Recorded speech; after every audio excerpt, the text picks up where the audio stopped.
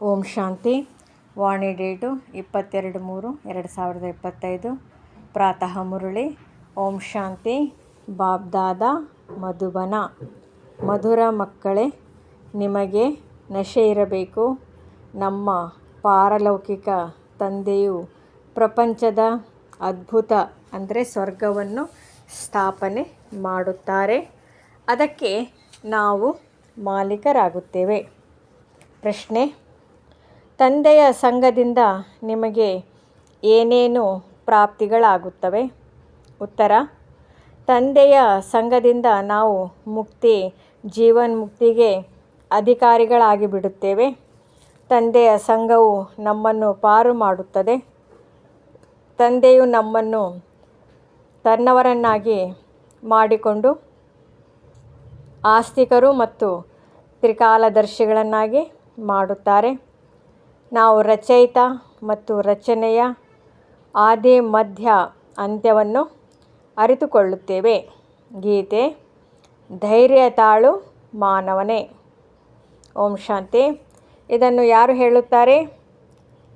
ಮಕ್ಕಳಿಗೆ ತಂದೆಯೇ ಹೇಳುತ್ತಾರೆ. ಎಲ್ಲ ಮಕ್ಕಳಿಗೆ ಹೇಳಲಾಗುತ್ತದೆ, ಏಕೆಂದರೆ ಎಲ್ಲರೂ ದುಃಖಿಯಾಗಿದ್ದಾರೆ, ಭಯಭೀತರಾಗಿದ್ದಾರೆ. ಬಂದು ನಮ್ಮನ್ನು ದುಃಖದಿಂದ ಮುಕ್ತ ಮಾಡು, ಸುಖದ ಮಾರ್ಗವನ್ನು ತೋರಿಸಿ ಎಂದು ತಂದೆಯನ್ನು ನೆನಪು ಮಾಡುತ್ತಾರೆ. ಈಗ ಮನುಷ್ಯರಲ್ಲಿ ಅಧರ್ಮಿಯು, ವಿಶೇಷವಾಗಿ ಭಾರತವಾಸಿಗಳಿಗೆ ಇದು ನೆನಪಿಲ್ಲ. ನಾವು ಭಾರತವಾಸಿಗಳು ಬಹಳ ಸುಖಿಯಾಗಿದ್ದೆವು. ಭಾರತವು ಅತಿ ಪ್ರಾಚೀನ ಅದ್ಭುತ ಸ್ಥಾನವಾಗಿತ್ತು. ಪ್ರಪಂಚದ ಅದ್ಭುತವೆಂದು ಹೇಳುತ್ತಾರಲ್ಲವೇ? ಇಲ್ಲಿ ಮಾಯೆಯ ರಾಜ್ಯದಲ್ಲಿ 7 ಅದ್ಭುತಗಳೆಂದು ಹೇಳುತ್ತಾರೆ. ಆದರೆ ಇವು ಸ್ಥೂಲ ಅದ್ಭುತಗಳಾಗಿವೆ. ತಂದೆಯು ತಿಳಿಸುತ್ತಾರೆ, ಇವು ಮಾಯೆಯ ಅದ್ಭುತಗಳಾಗಿವೆ. ಇದರಲ್ಲಿ ದುಃಖವಿದೆ. ರಾಮ ಅರ್ಥಾತ್ ತಂದೆಯ ಅದ್ಭುತವು ಸ್ವರ್ಗವಾಗಿದೆ. ಅದೇ ಪ್ರಪಂಚದ ಅತಿ ದೊಡ್ಡ ಅದ್ಭುತವಾಗಿದೆ. ಭಾರತವು ಸ್ವರ್ಗವಾಗಿತ್ತು, ವಜ್ರ ಸಮಾನವಾಗಿತ್ತು. ಅಲ್ಲಿ ದೇವಿ ದೇವತೆಗಳ ರಾಜ್ಯವಿತ್ತು. ಇದನ್ನು ಭಾರತವಾಸಿಗಳೆಲ್ಲರೂ ಮರೆತು ಹೋಗಿದ್ದಾರೆ. ಭಲೆ ದೇವತೆಗಳ ಮುಂದೆ ಹೋಗಿ ತಲೆ ಬಾಗುತ್ತಾರೆ, ಪೂಜೆ ಮಾಡುತ್ತಾರೆ. ಆದರೆ ಯಾರ ಪೂಜೆ ಮಾಡುವರೋ ಅವರ ಬಗ್ಗೆ ಅರಿತುಕೊಳ್ಳಬೇಕಲ್ಲವೇ? ಇಲ್ಲಿ ಬೇಹದ್ದಿನ ತಂದೆಯು ತಿಳಿಸುತ್ತಾರೆ, ನೀವಿಲ್ಲಿ ಪಾರಲೌಕಿಕ ತಂದೆಯ ಬಳಿ ಬಂದಿದ್ದೀರಿ. ಪಾರಲೌಕಿಕ ತಂದೆಯು ಸ್ವರ್ಗ ಸ್ಥಾಪಕರಾಗಿದ್ದಾರೆ. ಈ ಕಾರ್ಯವನ್ನು ಯಾವುದೇ ಮನುಷ್ಯರು ಮಾಡಲು ಸಾಧ್ಯವಿಲ್ಲ. ಈ ಬ್ರಹ್ಮರವರಿಗೂ ಸಹ ತಂದೆಯು ತಿಳಿಸುತ್ತಾರೆ, ಹೇ ಕೃಷ್ಣನ ಹಳೆಯ ತಮೋಪ್ರಧಾನ ಆತ್ಮವೇ, ನೀನು ತನ್ನ ಜನ್ಮಗಳ ಬಗ್ಗೆ ಅರಿತುಕೊಂಡಿಲ್ಲ. ನೀನು ಕೃಷ್ಣನಾಗಿದ್ದಾಗ ಸತೋಪ್ರಧಾನನಾಗಿದ್ದೆ. ನಂತರ 84 ಜನ್ಮಗಳನ್ನು ತೆಗೆದುಕೊಳ್ಳುತ್ತಾ ತಮೋಪ್ರಧಾನನಾಗಿದ್ದೀಯ. ನಿನಗೆ ಭಿನ್ನ ಭಿನ್ನ ಹೆಸರುಗಳು ಬಂದಿದೆ. ಈಗ ನಿನ್ನ ಹೆಸರು ಬ್ರಹ್ಮನೆಂದು ಇಡಲಾಗಿದೆ. ಬ್ರಹ್ಮನಿಂದ ವಿಷ್ಣು ಅಥವಾ ಶ್ರೀಕೃಷ್ಣನಾಗುವರು. ಬ್ರಹ್ಮನಿಂದ ವಿಷ್ಣು, ವಿಷ್ಣುವಿನಿಂದ ಬ್ರಹ್ಮ ಒಂದೇ ಮಾತಾಗಿದೆ. ಬ್ರಹ್ಮ ಮುಖ ವಂಶಾವಳಿ ಬ್ರಾಹ್ಮಣರೇ, ನಂತರ ದೇವತೆಗಳು ಆಗುತ್ತೀರಿ. ಮತ್ತು ಅದೇ ದೇವಿ ದೇವತೆಗಳೇ ನಂತರ ಶೂದ್ರರಾಗುತ್ತಾರೆ. ಈಗ ನೀವು ಬ್ರಾಹ್ಮಣರಾಗಿದ್ದೀರಿ. ಈಗ ತಂದೆಯು ಕುಳಿತು ನೀವು ಮಕ್ಕಳಿಗೆ ತಿಳಿಸುತ್ತಾರೆ, ಇದು ಭಗವಾನ್ ವಾಚ್ಯವಾಗಿದೆ. ನೀವಂತೂ ವಿದ್ಯಾರ್ಥಿಗಳಾಗಿದ್ದೀರಿ. ಅಂದ ಮೇಲೆ ನಿಮಗೆ ಎಷ್ಟೊಂದು ಖುಷಿ ಇರಬೇಕು. ಆದರೆ ಇಷ್ಟೊಂದು ಖುಷಿ ಇರುವುದೇ ಇಲ್ಲ. ಧನವಂತರು ಧನದ ನಶೆಯಲ್ಲಿ ಬಹಳ ಖುಷಿಯಲ್ಲಿರುತ್ತಾರೆ. ಇಲ್ಲಿ ಭಗವಂತನ ಮಕ್ಕಳಾಗಿದ್ದೀರಿ, ಆದರೂ ಸಹ ಅಷ್ಟೊಂದು ಖುಷಿಯಲ್ಲಿರುವುದಿಲ್ಲ. ಏಕೆಂದರೆ ಅರ್ಥ ಮಾಡಿಕೊಂಡಿಲ್ಲ. ಕಲ್ಲು ಬುದ್ಧಿಯವರಲ್ಲವೇ? ಅದೃಷ್ಟದಲ್ಲಿಲ್ಲವೆಂದರೆ ಜ್ಞಾನದ ಧಾರಣೆಯನ್ನು ಮಾಡಲು ಸಾಧ್ಯವಿಲ್ಲ. ಈಗ ನಿಮ್ಮನ್ನು ತಂದೆಯು ಮಂದಿರಕ್ಕೆ ಯೋಗ್ಯರನ್ನಾಗಿ ಮಾಡುತ್ತಿದ್ದಾರೆ. ಆದರೆ ಮಾಯಾ ಸಂಘವು ಕಡಿಮೆ ಇಲ್ಲ. ಸತ್ಸಂಗವು ಮೇಲೆತ್ತುತ್ತದೆ, ಕೆಟ್ಟ ಸಂಘವು ಕೆಳಗೆ ಬೀಳಿಸುತ್ತದೆ ಎಂದು ಗಾಯನವಿದೆ. ತಂದೆಯ ಸಂಘವು ನಿಮ್ಮನ್ನು ಜೀವನ್ಮುಕ್ತಿಯಲ್ಲಿ ಕರೆದುಕೊಂಡು ಹೋಗುತ್ತದೆ, ಮತ್ತು ರಾವಣನ ಸಂಘವು ನಿಮ್ಮನ್ನು ದುರ್ಗತಿಯಲ್ಲಿ ತೆಗೆದುಕೊಂಡು ಬರುತ್ತದೆ. 5 ವಿಕಾರಗಳ ಸಂಘವಾಗಿ ಬಿಡುತ್ತದೆಯಲ್ಲವೇ? ಭಕ್ತಿಯಲ್ಲಿ ಸತ್ಸಂಗವೆಂಬ ಹೆಸರನ್ನು ಹೇಳುತ್ತಾರೆ. ಆದರೆ ಏಣಿಯನ್ನು ಕೆಳಗಿಳಿಯುತ್ತಲೇ ಇರುತ್ತಾರೆ. ಏಣಿಯಿಂದ ಯಾರಾದರೂ ಜಾರಿದರೆ ಅವಶ್ಯವಾಗಿ ಕೆಳಗೆ ಬೀಳುವರಲ್ಲವೇ? ಸರ್ವರ ಸದ್ಗತಿದಾತನು ಒಬ್ಬ ತಂದೆಯೇ ಆಗಿದ್ದಾರೆ. ಯಾರೇ ಆಗಿರಲಿ ಭಗವಂತನನ್ನು ಮೇಲೆಯೇ ತೋರಿಸುತ್ತಾರೆ. ಈಗ ತಂದೆಯ ವಿನಃ ಮಕ್ಕಳಿಗೆ ಪರಿಚಯವನ್ನು ಕೊಡುವವರು ಯಾರು? ತಂದೆಯೇ ಮಕ್ಕಳಿಗೆ ತನ್ನ ಪರಿಚಯವನ್ನು ಕೊಡುತ್ತಾರೆ. ಅವರನ್ನು ತನ್ನವರನ್ನಾಗಿ ಮಾಡಿಕೊಂಡು ಸೃಷ್ಟಿಯ ಆದಿ ಮಧ್ಯ ಅಂತ್ಯದ ಜ್ಞಾನವನ್ನು ತಿಳಿಸುತ್ತಾರೆ. ತಂದೆಯು ಹೇಳುತ್ತಾರೆ, ನಾನು ಬಂದು ನಿಮ್ಮನ್ನು ಆಸ್ತಿಕರನ್ನಾಗಿಯೂ ಮಾಡುತ್ತೇನೆ, ತ್ರಿಕಾಲದರ್ಶಿಗಳನ್ನಾಗಿಯೂ ಮಾಡುತ್ತೇನೆ. ಇದು ನಾಟಕವಾಗಿದೆ. ಇದನ್ನು ಯಾವುದೇ ಸಾಧು ಸಂತ ಮೊದಲಾದವರು ಅರಿತುಕೊಂಡಿಲ್ಲ. ಅದು ಹದ್ದಿನ ನಾಟಕವಾಗಿರುತ್ತದೆ. ಇದು ಬೇಹದ್ದಿನ ನಾಟಕವಾಗಿದೆ. ಈ ಬೇಹದ್ದಿನ ನಾಟಕದಲ್ಲಿ ನಾವು ಸುಖವನ್ನು ಬಹಳ ನೋಡುತ್ತೇವೆ ಮತ್ತು ಬಹಳ ದುಃಖವನ್ನು ನೋಡುತ್ತೇವೆ. ಈ ನಾಟಕದಲ್ಲಿ ಕೃಷ್ಣ ಮತ್ತು ಕೃಷ್ಣರ ಎಂತಹ ಲೆಕ್ಕಾಚಾರವಿದೆ. ಅದು ಭಾರತವನ್ನು ಯುದ್ಧ ಮಾಡಿಸಿ ರಾಜ್ಯವನ್ನು ಪಡೆದರು. ಈಗ ನೀವು ಹೊಡೆದಾಡುವುದಿಲ್ಲ, ಅವರು ಪರಸ್ಪರ ಹೊಡೆದಾಡುತ್ತಾರೆ. ರಾಜ್ಯ ಭಾಗ್ಯವು ನಿಮಗೆ ಸಿಕ್ಕಿಬಿಡುತ್ತದೆ. ಇದು ನಾಟಕದಲ್ಲಿ ನಿಗದಿಯಾಗಿದೆ. ಈ ಮಾತುಗಳನ್ನು ಯಾರೂ ಅರಿತುಕೊಂಡಿಲ್ಲ. ಜ್ಞಾನವನ್ನು ಕೊಡುವ ಜ್ಞಾನಸಾಗರ ಒಬ್ಬರೇ ತಂದೆಯಾಗಿದ್ದಾರೆ. ಅವರು ಸರ್ವರ ಸದ್ಗತಿ ಮಾಡುತ್ತಾರೆ. ಭಾರತದಲ್ಲಿ ದೇವಿ ದೇವತೆಗಳ ರಾಜ್ಯವಿದ್ದಾಗ ಸದ್ಗತಿ ಇತ್ತು. ಉಳಿದೆಲ್ಲ ಆತ್ಮಗಳು ಮುಕ್ತಿಧಾಮದಲ್ಲಿದ್ದರು. ಭಾರತವು ಚಿನ್ನದ ಪಕ್ಷಿಯಾಗಿತ್ತು. ನೀವೇ ರಾಜ್ಯಭಾರ ಮಾಡುತ್ತಿದ್ದೀರಿ. ಸತ್ಯುಗದಲ್ಲಿ ಸೂರ್ಯವಂಶೀಯರ ರಾಜ್ಯವಿತ್ತು. ಈಗ ನೀವು ಸತ್ಯನಾರಾಯಣನ ಕಥೆಯನ್ನು ಕೇಳುತ್ತೀರಿ. ಇದು ನರನಿಂದ ನಾರಾಯಣನಾಗುವ ಕಥೆಯಾಗಿದೆ. ಇದನ್ನು ದೊಡ್ಡ ಅಕ್ಷರಗಳಲ್ಲಿ ಬರೆಯಿರಿ.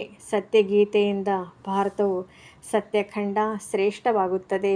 ತಂದೆಯು ಬಂದು ಸತ್ಯಗೀತೆಯನ್ನು ತಿಳಿಸುತ್ತಾರೆ. ಸಹಜ ರಾಜಯೋಗವನ್ನು ಕಲಿಸುತ್ತಾರೆ. ಆಗ ಶ್ರೇಷ್ಠರಾಗಿ ಬಿಡುತ್ತೀರಿ. ತಂದೆಯು ಬಹಳಷ್ಟು ಮುಕ್ತಿಗಳನ್ನು ತಿಳಿಸುತ್ತಾರೆ. ಆದರೆ ಮಕ್ಕಳು ದೇಹಾಭಿಮಾನದ ಕಾರಣ ಮರೆತು ಹೋಗುತ್ತಾರೆ. ದೇಹಿ ಅಭಿಮಾನಿಯಾದಾಗಲೇ ಧಾರಣೆಯಾಗುವುದು. ದೇಹಾಭಿಮಾನದ ಕಾರಣ ಧಾರಣೆಯಾಗುವುದಿಲ್ಲ. ತಂದೆಯು ತಿಳಿಸುತ್ತಾರೆ, ನಾನು ಸರ್ವವ್ಯಾಪಿ ಆಗಿದ್ದೇನೆಂದು ನಾನು ಹೇಳುತ್ತೇನೆಯೇ? ನೀವು ಮಾತಾ ಪಿತಾ ಎಂದು ನೀವೇ ಹೇಳುತ್ತೀರಿ. ಅಂದ ಮೇಲೆ ಇದರ ಅರ್ಥವೇನಾಯಿತು? ನಿಮ್ಮ ಕೃಪೆಯಿಂದ ಅಪಾರ ಸುಖವು ಸಿಗುತ್ತದೆ ಎಂದಾಗಿದೆ. ಈಗಂತೂ ಬಹಳ ದುಃಖವಿದೆ. ಈ ಗಾಯನವು ಯಾವ ಸಮಯದ್ದಾಗಿದೆ ಎಂಬುದನ್ನು ಸಹ ತಿಳಿದುಕೊಂಡಿಲ್ಲ. ಗಿಳಿಯ ತರಹ ಹೇಳುತ್ತಿರುತ್ತಾರೆ, ಆದರೆ ಅರ್ಥವನ್ನು ತಿಳಿದುಕೊಂಡಿಲ್ಲ. ತಂದೆಯು ಕುಳಿತು ತಿಳಿಸುತ್ತಾರೆ, ಇದೆಲ್ಲವೂ ಅಸತ್ಯವಾಗಿದೆ. ನಿಮ್ಮನ್ನು ಅಸತ್ಯವಂತರನ್ನಾಗಿ ಯಾರು ಮಾಡಿದರು? ರಾವಣ. ಭಾರತವು ಸತ್ಯಖಂಡವಾಗಿದ್ದಾಗ ಎಲ್ಲರೂ ಸತ್ಯವನ್ನು ಹೇಳುತ್ತಿದ್ದರು. ಸುಳ್ಳು ಮೋಸ ಏನೂ ಇರಲಿಲ್ಲ. ಇಲ್ಲಿ ಎಷ್ಟೊಂದು ಕಳ್ಳತನ ಮಾಡುತ್ತಾರೆ. ಪ್ರಪಂಚದಲ್ಲಿ ಮೋಸವೇ ಮೋಸವಿದೆ. ಇದಕ್ಕೆ ಪಾಪದ ಪ್ರಪಂಚ, ದುಃಖದ ಪ್ರಪಂಚವೆಂದು ಹೇಳಲಾಗುತ್ತದೆ. ಸತ್ಯವಕ್ಕೆ ಸುಖದ ಪ್ರಪಂಚವೆಂದು ಹೇಳಲಾಗುತ್ತದೆ. ಇದು ವಿಕಾರಿ ವೈಶಾಲ್ಯವಾಗಿದೆ. ಸತ್ಯವು ಶಿವಾಲಯವಾಗಿದೆ. ತಂದೆ ಎಷ್ಟು ಚೆನ್ನಾಗಿ ತಿಳಿಸುತ್ತಾರೆ. ಬ್ರಹ್ಮಕುಮಾರಿ ಈಶ್ವರಿಯ ವಿಶ್ವವಿದ್ಯಾಲಯವೆಂದು ಹೆಸರು ಸಹ ಎಷ್ಟು ಚೆನ್ನಾಗಿದೆ. ಈಗ ತಂದೆಯು ಬಂದು ಬುದ್ಧಿವಂತರನ್ನಾಗಿ ಮಾಡುತ್ತಾರೆ. ತಿಳಿಸುತ್ತಾರೆ, ನೀವು ಈ ವಿಕಾರಗಳನ್ನು ಜಯಿಸಿದ್ದೇ ಆದರೆ ಜಗಜ್ಜೀತರು ಆಗುತ್ತೀರಿ. ಈ ಕಾಮವೇ ಮಹಾಶತ್ರುವಾಗಿದೆ. ಮಕ್ಕಳು ನಮ್ಮನ್ನು ದೇವಿ ದೇವತೆಗಳನ್ನಾಗಿ ಮಾಡಿ ಎಂದೇ ಕರೆಯುತ್ತೀರಿ. ತಂದೆಯ ಯಥಾರ್ಥ ಮಹಿಮೆಯನ್ನು ನೀವು ಮಕ್ಕಳೇ ತಿಳಿದುಕೊಂಡಿದ್ದೀರಿ. ಮನುಷ್ಯರಂತೂ ತಂದೆಯನ್ನಾಗಲಿ ತಂದೆಯ ಮಹಿಮೆಯನ್ನಾಗಲಿ ಅರಿತುಕೊಂಡಿಲ್ಲ. ನೀವು ತಿಳಿದುಕೊಂಡಿದ್ದೀರಿ. ತಂದೆಯು ಪ್ರೀತಿಯ ಸಾಗರನಾಗಿದ್ದಾರೆ. ಆ ತಂದೆಯು ನೀವು ಮಕ್ಕಳಿಗೆ ಎಷ್ಟೊಂದು ಜ್ಞಾನವನ್ನು ತಿಳಿಸುತ್ತಾರೆ. ಇದೇ ಅವರ ಪ್ರೀತಿಯಾಗಿದೆ. ಶಿಕ್ಷಕರು ವಿದ್ಯಾರ್ಥಿಗಳಿಗೆ ಓದಿಸುತ್ತಾರೆಂದರೆ ಏನಾಗಿ ಬಿಡುತ್ತಾರೆ? ನೀವು ಮಕ್ಕಳು ಸಹ ತಂದೆಯ ತರಹ ಪ್ರೀತಿಯ ಸಾಗರರಾಗಬೇಕಾಗಿದೆ. ಯಾರಿಗಾದರೂ ಪ್ರೀತಿಯಿಂದ ತಿಳಿಸಬೇಕಾಗಿದೆ. ತಂದೆಯು ಹೇಳುತ್ತಾರೆ, ನೀವು ಸಹ ಪರಸ್ಪರ ಪ್ರೀತಿಯಿಂದ ನಡೆದುಕೊಳ್ಳಿ. ತಂದೆಯ ಪರಿಚಯವನ್ನು ಕೊಡುವುದು ನಂಬರ್ 1 ಪ್ರೀತಿಯಾಗಿದೆ. ನೀವು ಗುಪ್ತದಾನ ಮಾಡುತ್ತೀರಿ ಅಂದಾಗ ಒಬ್ಬರು ಇನ್ನೊಬ್ಬರ ಪ್ರತಿ ತಿರಸ್ಕಾರವು ಇರಬಾರದು. ಇಲ್ಲವಾದರೆ ನೀವು ಶಿಕ್ಷೆಯನ್ನು ಅನುಭವಿಸಬೇಕಾಗುತ್ತದೆ. ಯಾರನ್ನೇ ತಿರಸ್ಕಾರ ಮಾಡುತ್ತೀರೆಂದರೆ ಶಿಕ್ಷೆಗೆ ಗುರಿಯಾಗುವಿರಿ. ಆದ್ದರಿಂದ ಎಂದೂ ಯಾರೊಂದಿಗೂ ತಿರಸ್ಕಾರವನ್ನಿಡಬೇಡಿ, ತಿರಸ್ಕಾರ ಮಾಡಬೇಡಿ.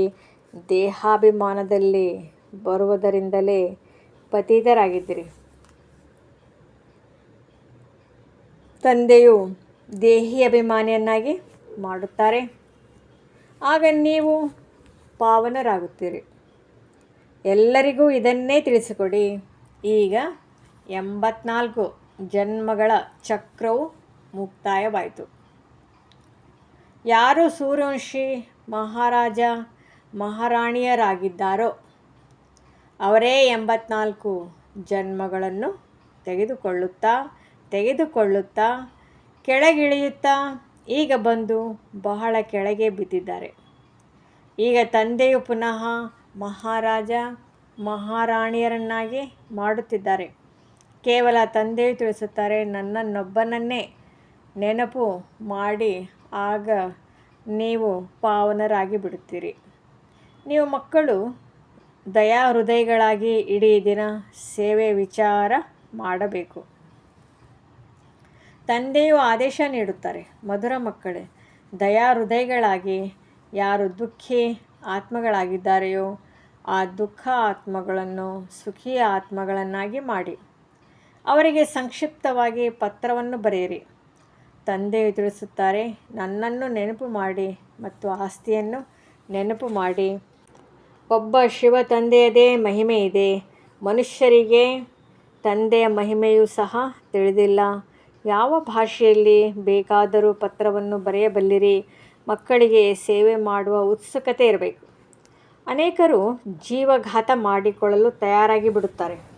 ಅವರಿಗೂ ಸಹ ನೀವು ತಿಳಿಸಬಹುದು, ಜೀವಘಾತ ಮಹಾಪಾಪವಾಗಿದೆ. ಈಗ ನೀವು ಮಕ್ಕಳಿಗೆ ಶ್ರೀಮತವನ್ನು ಕೊಡುವವರು ಶಿವ ತಂದೆಯಾಗಿದ್ದಾರೆ. ಅವರು ಶ್ರೀ ಶ್ರೀ ಶಿವ ತಂದೆಯಾಗಿದ್ದಾರೆ. ನಿಮ್ಮನ್ನು ಸಹ ಶ್ರೀ ಲಕ್ಷ್ಮೀ ಶ್ರೀ ನಾರಾಯಣರನ್ನಾಗಿ ಮಾಡುತ್ತಾರೆ. ಅವರೊಬ್ಬರೇ ಶ್ರೇಷ್ಠಾತಿ ಶ್ರೇಷ್ಠನಾಗಿದ್ದಾರೆ. ಅವರೆಂದೂ ಚಕ್ರದಲ್ಲಿ ಬರುವುದಿಲ್ಲ. ಆದರೆ ನಿಮಗೆ ಶ್ರೀ ಎಂಬ ಬಿರುದು ಸಿಗುತ್ತದೆ. ಇತ್ತೀಚೆಗಂತೂ ಎಲ್ಲರಿಗೆ ಶ್ರೀ ಎಂಬ ಬಿರುದನ್ನು ಕೊಡುತ್ತಿರುತ್ತಾರೆ. ಆ ನಿರ್ವಿಕಾರಿಗಳಲ್ಲಿ ಈ ವಿಕಾರಿಗಳಲ್ಲಿ ರಾತ್ರಿ ಹಗಲಿನ ಅಂತರವಿದೆ. ತಂದೆಯು ಪ್ರತಿನಿತ್ಯವೂ ತಿಳಿಸುತ್ತಿರುತ್ತಾರೆ. ಮೊದಲನೇದಾಗಿ ದೇಹಿ ಅಭಿಮಾನಿಗಳಾಗಿ ಮತ್ತು ಎಲ್ಲರಿಗೆ ಸಂದೇಶವನ್ನು ಕೊಡಿ. ನೀವು ಸಂದೇಶಕ ತಂದೆಯ ಮಕ್ಕಳು ಸಹ ಸಂದೇಶಿಗಳಾಗಿದ್ದೀರಿ. ಸರ್ವರ ಸದ್ಗತಿದಾತನು ಒಬ್ಬರೇ ಆಗಿದ್ದಾರೆ. ಉಳಿದಂತೆ ಧರ್ಮಸ್ಥಾಪಕರಿಗೆ ಗುರುಗಳೆಂದು ಹೇಳುತ್ತಾರೆಯೇ? ಸದ್ಗತಿ ಮಾಡುವವರು ಒಬ್ಬರೇ ತಂದೆಯಾಗಿದ್ದಾರೆ. ಒಳ್ಳೆಯದು. ಮಧುರಾತಿ ಮಧುರ ಅಗಲಿ ಹೋಗಿ ಮರಳಿ ಸಿಕ್ಕಿರುವ ಮಕ್ಕಳ ಪ್ರತಿ ಮಾತಾಪಿತಾ ಬಾಪ್ ದಾದಾರವರ ನೆನಪು, ಪ್ರೀತಿ ಹಾಗೂ ಸುಪ್ರಭಾತ. ಆತ್ಮೀಯ ಮಕ್ಕಳಿಗೆ ಆತ್ಮೀಯ ತಂದೆಯ ನಮಸ್ತೆ. ಆತ್ಮೀಯ ತಂದೆಗೆ ಆತ್ಮೀಯ ಮಕ್ಕಳ ನೆನಪು, ಪ್ರೀತಿ ಹಾಗೂ ನಮಸ್ತೆ ನಮಸ್ತೆ ನಮಸ್ತೆ. ಧಾರಣೆಗಾಗಿ ಮುಖ್ಯ ಸಾರ. ಮೊದಲನೇದು, ಯಾರೊಂದಿಗೂ ತಿರಸ್ಕಾರವಿರಬಾರದು. ದಯಾ ಹೃದಯಗಳಾಗಿ ದುಃಖಿ ಆತ್ಮಗಳನ್ನು ಸುಖಿಯನ್ನಾಗಿ ಮಾಡುವ ಸೇವೆ ಮಾಡಬೇಕಾಗಿದೆ. ತಂದೆಯ ಸಮಾನ ಮಾಸ್ಟರ್ ಪ್ರೀತಿಯ ಸಾಗರರಾಗಬೇಕು. ಎರಡನೇದು, ನಾವು ಭಗವಂತನ ಮಕ್ಕಳಾಗಿದ್ದೇವೆ. ಇದೇ ನಶೆ ಹಾಗೂ ಖುಷಿಯಲ್ಲಿರಬೇಕಾಗಿದೆ. ಎಂದೂ ಮಾಯ ವಿರುದ್ಧ ಸಂಘದಲ್ಲಿ ಹೋಗಬಾರದು. ದೇಹಿ ಅಭಿಮಾನಿಯಾಗಿ ಜ್ಞಾನದ ಧಾರಣೆ ಮಾಡಬೇಕಾಗಿದೆ. ವರದಾನ. ತಂದೆಯ ಸಮಾನ ಪ್ರತಿಯೊಬ್ಬರ ಹೃದಯಕ್ಕೆ ಆರಾಮ್ ಕೊಡುವಂತಹ ಮಾಸ್ಟರ್ ದಿಲಾರಾಮ್ ಭವ. ಯಾರು ತಂದೆಯ ಸಮಾನ ವರದಾನಿ ಮೂರ್ತಿ ಮಕ್ಕಳಿದ್ದಾರೆ, ಅವರು ಎಂದೂ ಯಾರದೇ ಬಲಹೀನತೆಗಳನ್ನು ನೋಡುವುದಿಲ್ಲ. ಅವರು ಎಲ್ಲರ ಮೇಲೆ ದಯಾಹೃದಯಿಯಾಗಿರುತ್ತಾರೆ.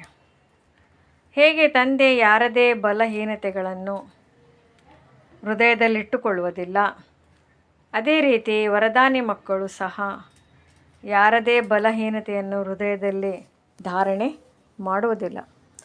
ಅವರು ಪ್ರತಿಯೊಬ್ಬರ ಹೃದಯಕ್ಕೆ ಆರಾಮ್ ಕೊಡುವಂತಹ ಮಾಸ್ಟರ್ ದಿಲಾರಾಮ್ ಆಗುತ್ತಾರೆ. ಆದ್ದರಿಂದ ಜೊತೆ ಇರಬಹುದು ಅಥವಾ ಪ್ರಜೆ ಎಲ್ಲರೂ ಅವರ ಗುಣಗಾನ ಮಾಡುತ್ತಾರೆ. ಎಲ್ಲರ ಅಂತರಾಳದಿಂದ ಇದೇ ಆಶೀರ್ವಾದ ಹೊರಬರುತ್ತದೆ. ಇವರು ಸದಾ ನಮ್ಮ ಸ್ನೇಹಿ ಸಹಯೋಗಿಯಾಗಿದ್ದಾರೆ ಎಂದು. ಸ್ಲೋಗನ್. ಸಂಗಮಯುಗದಲ್ಲಿ ಶ್ರೇಷ್ಠ ಆತ್ಮರು ಯಾರೆಂದರೆ ಯಾರು ಸದಾ ನಿಶ್ಚಿಂತ ಚಕ್ರವರ್ತಿಗಳಾಗಿರುತ್ತಾರೆ ಅವರು.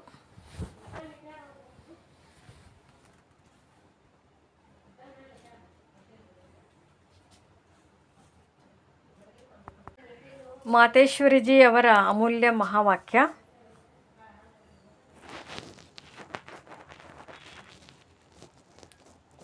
ಮೊದಲನೇದು, ಜ್ಞಾನಿತ್ವ ಆತ್ಮ ಮಕ್ಕಳು ತಪ್ಪು ಆಗುವುದರಿಂದ 100ರಷ್ಟು ದಂಡ. ಈ ಅವಿನಾಶಿ ಜ್ಞಾನ ಯಜ್ಞದಲ್ಲಿ ಬಂದು ಸಾಕ್ಷಾತ್ ಪರಮಾತ್ಮನ ಕೈ ಹಿಡಿದು ನಂತರ ಏನೋ ಅಕಾರಣದಿಂದ ಒಂದು ವೇಳೆ ಅವರಿಂದ ವಿಕರ್ಮವಾದರೆ ಅದರ ಶಿಕ್ಷೆ ಬಹಳ ಕಠಿಣವಾಗಿರುತ್ತದೆ. ಹೇಗೆ ಜ್ಞಾನ ಪಡೆಯುವುದರಿಂದ ಅವರಿಗೆ 100ರಷ್ಟು ಲಾಭವಿದೆ, ಅದೇ ರೀತಿ ಜ್ಞಾನ ಪಡೆಯುತ್ತಾ ಏನಾದರೂ ತಪ್ಪು ಆಗುತ್ತದೆ ಎಂದರೆ ನಂತರ 100ರಷ್ಟು ದಂಡ ಸಹ ಇದೆ. ಆದ್ದರಿಂದ ಬಹಳ ಎಚ್ಚರಿಕೆ ಇಡಬೇಕಾಗುತ್ತದೆ. ತಪ್ಪು ಮಾಡುತ್ತಾ ಇದ್ದರೆ ಬಲಹೀನರಾಗುತ್ತಾ ಹೋಗುವಿರಿ. ಆದ ಕಾರಣ ಸಣ್ಣ ಪುಟ್ಟ ತಪ್ಪುಗಳನ್ನು ಹಿಡಿದು ಮುಂದೆ ಹೋದಂತೆ ಪರೀಕ್ಷೆ ಮಾಡುತ್ತಾ ಹೋಗಿ. ಹೇಗೆ ತಿಳುವಳಿಕೆಯುಳ್ಳ ದೊಡ್ಡ ಮನುಷ್ಯರು ತಪ್ಪು ಕೆಲಸ ಮಾಡಿದರೆ ಅವರಿಗೆ ದೊಡ್ಡ ಶಿಕ್ಷೆ ಇರುತ್ತೆ ಮತ್ತು ತುಂಬ ಕೀಳಾಗಿರುವ ಮನುಷ್ಯರು ಏನಾದರೂ ಕೆಟ್ಟ ಕೆಲಸ ಮಾಡಿದರೆ ಅವರಿಗೆ ಅಷ್ಟು ದೊಡ್ಡ ಶಿಕ್ಷೆ ಇರುವುದಿಲ್ಲ. ಈಗ ನೀವು ಪರಮಾತ್ಮನ ಮಕ್ಕಳೆಂದು ಕರೆಸಿಕೊಳ್ಳುವಿರಿ ಅಂದರೆ ಸ್ವಲ್ಪವಾದರೂ ನೀವು ದೈವಿ ಗುಣಗಳನ್ನು ಧಾರಣೆ ಮಾಡಬೇಕಾಗುವುದು. ಸತ್ಯ ತಂದೆಯ ಬಳಿ ಬರುವಿರೆಂದರೆ ಸತ್ಯವಾಗಿ ಇರಬೇಕಾಗುತ್ತದೆ.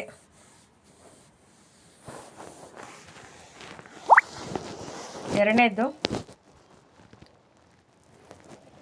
ಪರಮಾತ್ಮ ಎಲ್ಲವನ್ನು ಬಲ್ಲವರು, ಚಿರಪರಿಚಿತರು ಹೇಗೆ? ಜನ ಹೇಳುತ್ತಾರೆ ಪರಮಾತ್ಮ ಎಲ್ಲ ಬಲ್ಲವನು, ಚಿರಪರಿಚಿತನು ಎಂದು. ಈಗ ಎಲ್ಲ ಬಲ್ಲವನು, ಚಿರಪರಿಚಿತನು ಎನ್ನುವುದು ಅರ್ಥ ಇದಲ್ಲ. ಅವನು ಎಲ್ಲರ ಹೃದಯದಲ್ಲಿರುವುದನ್ನು ತಿಳಿದಿದ್ದಾನೆ ಎಂದು. ಆದರೆ ಸೃಷ್ಟಿ ರಚನೆಯ ಆದಿ ಮಧ್ಯ ಅಂತ್ಯವನ್ನು ತಿಳಿದಿರುವವನು. ಬಾಕಿ ಹೀಗಲ್ಲ. ಪರಮಾತ್ಮ ರಚಯಿತ, ಪಾಲನಕರ್ತ ಮತ್ತು ಸಂಹಾರಕರ್ತ ಆಗಿದ್ದಾರೆ ಎಂದು. ಎಂದರೆ ಇದರ ಅರ್ಥ ಇದೇ ಆಗಿದೆ. ಪರಮಾತ್ಮ ಜನ್ಮ ಕೊಡುತ್ತಾನೆ, ತಿನ್ನಿಸುತ್ತಾನೆ ಮತ್ತು ಸಾಯಿಸುತ್ತಾನೆ. ಆದರೆ ಹೀಗಲ್ಲ. ಮನುಷ್ಯ ತನ್ನ ಕರ್ಮದ ಲೆಕ್ಕಾಚಾರದನುಸಾರ ಜನ್ಮ ಪಡೆಯುತ್ತಾನೆ. ಇದರ ಅರ್ಥ ಇದಲ್ಲ.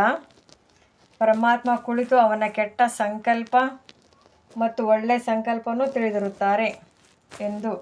ಅವರಂತೂ ತಿಳಿದಿರುತ್ತಾರೆ. ಅಜ್ಞಾನಿಗಳ ಹೃದಯದಲ್ಲಿ ಏನು ನಡೆಯುತ್ತಿರಬಹುದು ಎಂದು. ಇಡೀ ದಿನದಲ್ಲಿ ಮಾಯಾವಿ ಸಂಕಲ್ಪ ನಡೆಯುತ್ತಿರಬಹುದು ಮತ್ತು ಜ್ಞಾನಿಯ ಒಳಗೆ ಶುದ್ಧ ಸಂಕಲ್ಪ ನಡೆಯುತ್ತಿರಬಹುದು. ಉಳಿದಂತೆ ಒಂದೊಂದು ಸಂಕಲ್ಪವನ್ನು ಕುಳಿತು ರೀಡ್ ಮಾಡುವುದಿಲ್ಲ. ಉಳಿದಂತೆ ಪರಮಾತ್ಮ ತಿಳಿದಿದ್ದಾರೆ. ಈಗಂತೂ ಎಲ್ಲರ ಆತ್ಮಗಳು ದುರ್ಗತಿಯನ್ನು ತಲುಪಿದೆ.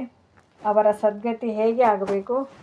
ಈ ಎಲ್ಲ ವಿಚಾರಗಳು ಎಲ್ಲ ಬಲ್ಲವನಿಗೆ, ಚಿರಪರಿಚಿತನಿಗೆ ಇದೆ. ಈಗ ಮನುಷ್ಯ ಏನು ಕರ್ಮ ಭ್ರಷ್ಟ ಆಗಿದ್ದಾರೆ ಅವರು ಶ್ರೇಷ್ಠ ಕರ್ಮವನ್ನು ಮಾಡಿಸಬೇಕಾಗಿದೆ, ಕಲಿಸುವುದು ಮತ್ತು ಅವರಿಗೆ ಕರ್ಮ ಬಂಧನದಿಂದ ಬಿಡಿಸಬೇಕು. ಇದನ್ನು ಪರಮಾತ್ಮ ತಿಳಿದಿದ್ದಾನೆ. ಪರಮಾತ್ಮ ಹೇಳುತ್ತಾರೆ, ನಾನು ರಚಯಿತ ಮತ್ತು ನನ್ನ ರಚನೆಯ ಆದಿ ಮಧ್ಯ ಅಂತ್ಯ ಈ ಎಲ್ಲ ಜ್ಞಾನವನ್ನು ತಿಳಿದಿದ್ದೇನೆ. ಆ ತಿಳುವಳಿಕೆಯನ್ನು ನಾನು ನೀವು ಮಕ್ಕಳಿಗೆ ಕೊಡುತ್ತಿದ್ದೇನೆ. ಈಗ ನೀವು ಮಕ್ಕಳು ಆ ತಂದೆಯ ನಿರಂತರ ನೆನಪಿನಲ್ಲಿರಬೇಕು. ಆಗಲೇ ಸರ್ವ ಪಾಪಗಳಿಂದ ಮುಕ್ತರಾಗುವಿರಿ, ಅರ್ಥಾತ್ ಅಮರಲೋಕದಲ್ಲಿ ಹೋಗುವಿರಿ. ಈಗ ಈ ತಿಳುವಳಿಕೆಯನ್ನೇ ಚಿರಪರಿಚಿತ, ಎಲ್ಲ ಬಲ್ಲವನು ಎಂದು ಹೇಳುತ್ತಾರೆ. ಒಳ್ಳೆಯದು. ಓಂ ಶಾಂತಿ. ಅವ್ಯಕ್ತ ಸೂಚನೆ. ಸತ್ಯ ಮತ್ತು ಸಭ್ಯತೆ ರೂಪಿ ಕಲ್ಚರ್ ಅಂದರೆ ಸಂಸ್ಕೃತಿಯನ್ನು ತಮ್ಮದಾಗಿಸಿಕೊಳ್ಳಿರಿ.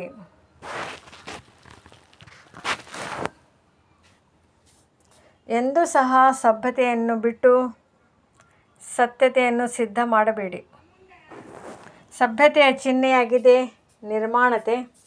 ಈ ನಿರ್ಮಾಣದ ಕಾರ್ಯ ಸಹಜ ಮಾಡುತ್ತದೆ. ಎಲ್ಲಿಯವರೆಗೂ ನಿರ್ಮಾಣ ಆಗುವುದಿಲ್ಲ, ನಿರ್ಮಾಣ ಮಾಡಲು ಸಾಧ್ಯವಿಲ್ಲ. ಜ್ಞಾನದ ಶಾಂತಿ ಶಕ್ತಿ ಹಾಗೂ ಪ್ರೇಮವಾಗಿದೆ. ಅಜ್ಞಾನ ಶಕ್ತಿ ಕ್ರೋಧವನ್ನು ಬಹಳ ಒಳ್ಳೆಯ ರೀತಿಯಲ್ಲಿ ಸಂಸ್ಕಾರವನ್ನಾಗಿ ಮಾಡಿಕೊಂಡು ಬಿಟ್ಟಿದ್ದೀರಿ ಹಾಗೂ ಯೂಸ್ ಮಾಡುತ್ತಾ ಇರುತ್ತೀರಿ. ನಂತರ ಕ್ಷಮೆಯನ್ನು ಸಹ ತೆಗೆದುಕೊಳ್ಳುತ್ತೀರಿ. ಈ ರೀತಿ ಈಗ ಪ್ರತಿಯೊಂದು ಗುಣವನ್ನು, ಪ್ರತಿಯೊಂದು ಜ್ಞಾನದ ಮಾತನ್ನು ಸಂಸ್ಕಾರ ರೂಪದಲ್ಲಿ ಮಾಡಿಕೊಳ್ಳಿ. ಆಗ ಸಭ್ಯತೆ ಬರುತ್ತಾ ಹೋಗುವುದು.